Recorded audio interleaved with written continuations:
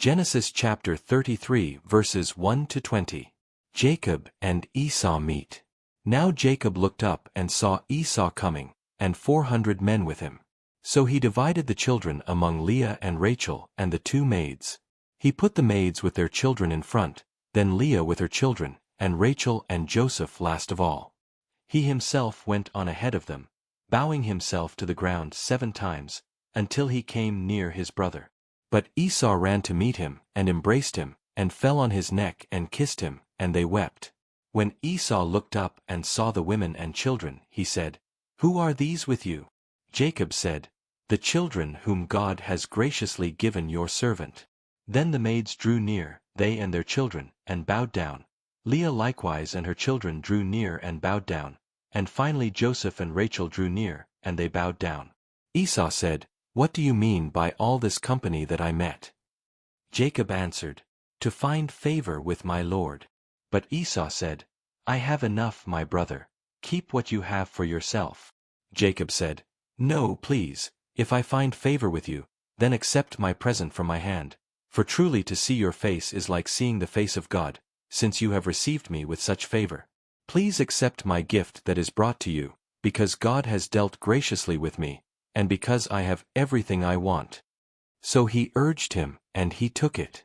Then Esau said, "Let us journey on our way, and I will go alongside you." But Jacob said to him, "My Lord knows that the children are frail, and that the flocks and herds which are nursing are a care to me, and if they are overdriven for 1 day, all the flocks will die.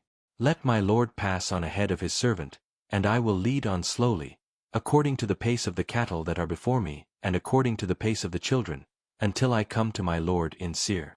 So Esau said, "Let me leave with you some of the people who are with me."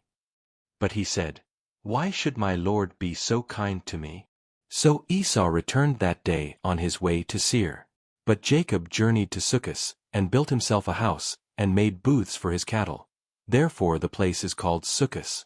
Jacob reaches Shechem.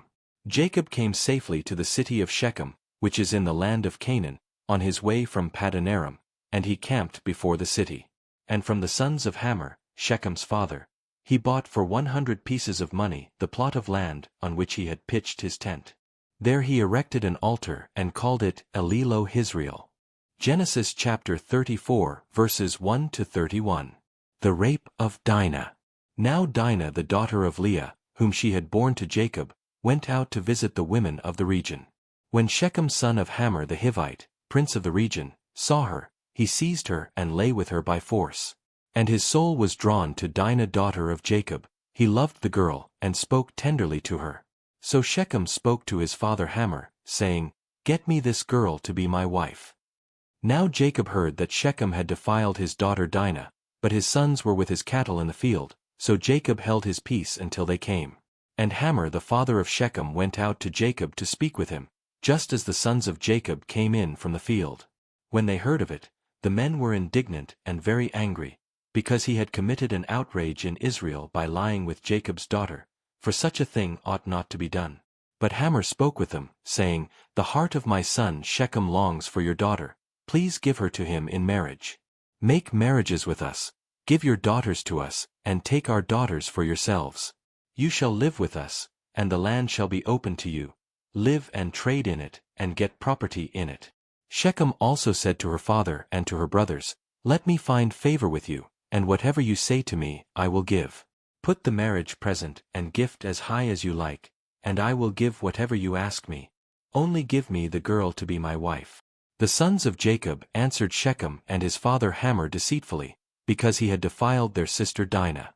They said to them, "We cannot do this thing, to give our sister to one who is uncircumcised, for that would be a disgrace to us. Only on this condition will we consent to you, that you will become as we are, and every male among you be circumcised. Then we will give our daughters to you, and we will take your daughters for ourselves, and we will live among you and become one people. But if you will not listen to us and be circumcised, then we will take our daughter and be gone." Their words pleased Hamor and Hamor's son Shechem. And the young man did not delay to do the thing, because he was delighted with Jacob's daughter. Now he was the most honored of all his family. So Hamor and his son Shechem came to the gate of their city and spoke to the men of their city, saying, These people are friendly with us. Let them live in the land and trade in it, for the land is large enough for them. Let us take their daughters in marriage, and let us give them our daughters. Only on this condition will they agree to live among us, to become one people, that every male among us be circumcised as they are circumcised. Will not their livestock, their property, and all their animals be ours? Only let us agree with them, and they will live among us. And all who went out of the city gate heeded Hamor and his son Shechem, and every male was circumcised, all who went out of the gate of his city. Dinah's brothers avenged their sister. On the third day, when they were still in pain, 2 of the sons of Jacob, Simeon and Levi, Dinah's brothers, took their swords and came against the city unawares, and killed all the males. They killed Hamor and his son Shechem with the sword, and took Dinah out of Shechem's house, and went away.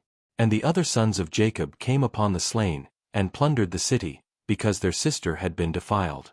They took their flocks and their herds, their donkeys, and whatever was in the city and in the field.